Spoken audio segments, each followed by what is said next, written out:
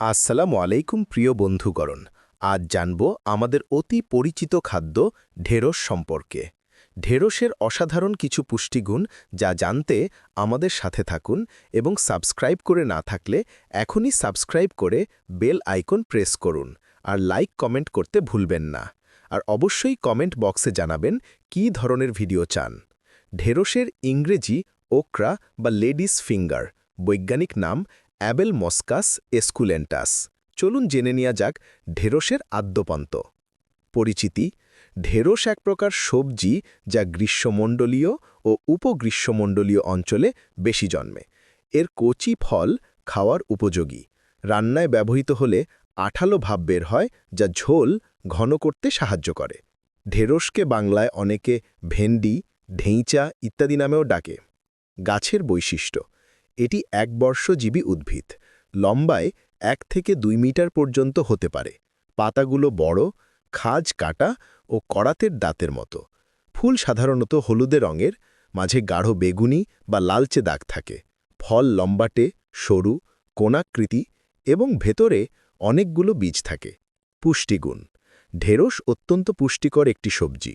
প্রতি 100 গ্রামে আনুমানিক পানি 90%, calorie 33 calorie, protein 2 gram, carbohydrate 7 gram, আঁশ 3 gram, vitamin C, vitamin K, vitamin A, folate, calcium, iron, magnesium, potassium. স্বাস্থ্য উপকারিতা: 1. হজমে সহায়ক, আঁশ থাকার কারণে কোষ্ঠকাঠিন্য কমায়। 2. ডায়াবেটিস নিয়ন্ত্রণে সাহায্য করে। ঢেঁড়সের আঠালো পদার্থ রক্তে শর্করার মাত্রা নিয়ন্ত্রণে সহায়ক। 3. হার্টের জন্য ভালো, কোলেস্টেরল কমাতে সাহায্য করে। 4. গর্ভবতী নারীর জন্য উপকারী, ফলেট সমৃদ্ধ যা ভ্রূণের সঠিক বিকাশে প্রয়োজনীয়। 5. ত্বক ও চোখের জন্য ভালো, ভিটামিন সি ও এ থাকার কারণে রোগ প্রতিরোধ ক্ষমতা ও দৃষ্টিশক্তি বাড়ায়। 6. অ্যান্টিঅক্সিডেন্ট, শরীরের ক্ষতিকর ফ্রি রেডিক্যাল প্রতিরোধে সহায়ক। চাষাবাদ: ঢেঁড়স গরম ও আর্দ্র আবহাওয়ায় ভালো জন্মে। বীজ থেকে চাষ করা হয়। মাটি ঝুরঝুরে, দোআঁশ ও পানি নিষ্কাশন সুবিধাযুক্ত হলে ভালো ফলন দেয়। বপনের 40 থেকে 50 দিনের মধ্যে ফল সংগ্রহ শুরু হয়। একটানা কয়েক সপ্তাহ ফলন পাওয়া যায়।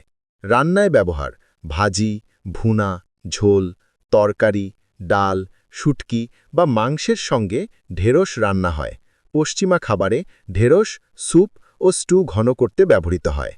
শুকিয়ে বা আচার বানিয়েও খাওয়া যায়। কিছু সতর্কতা: অতিরিক্ত খেলে আঠালো ভাবের কারণে হজমে অস্বস্তি হতে পারে। যাদের কিডনিতে অক্সালেটজাত পাথরের সমস্যা আছে তাদের পরিমিত খাওয়া উচিত। আজকের মতো এখানেই ইতি টানছি। ভবিষ্যতে দেখা হবে নতুন কোনো খাদ্যের পুষ্টিগুণ নিয়ে, অজানা কিছু কথা। সে পর্যন্ত আল্লাহ হাফেজ।